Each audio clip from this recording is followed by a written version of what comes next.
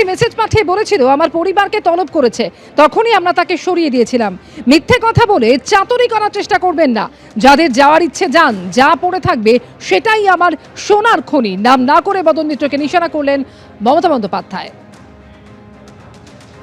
আজকে এখনো পর্যন্ত আমাদের সাথে রাজ্যসভার 10 জন এবং লোকসভার 8 জন, 18 জন এমপি আছে, অনেক এমএলএও আছেন।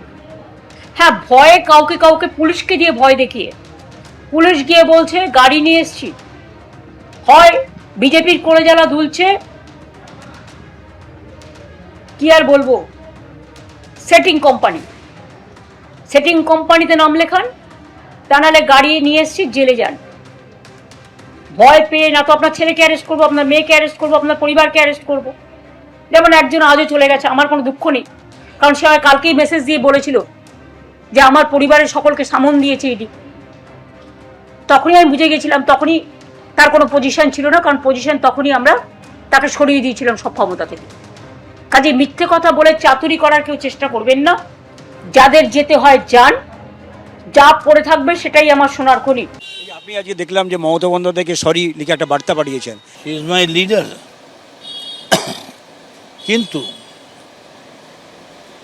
নেতার জন্য, গুরুর জন্য কষ্ট পাওয়া আর তার জন্য একটার পর একটা অন্যায়কে দম বন্ধ করে চেপে যাওয়া, এটা কোনো নৈতিক কাজ নয়।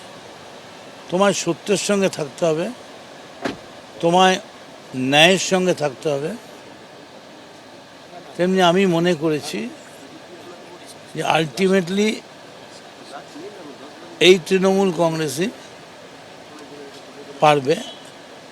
এখনো অবধি, আজও অবধি Mamata Banerjee couldn't realize where the party's position is.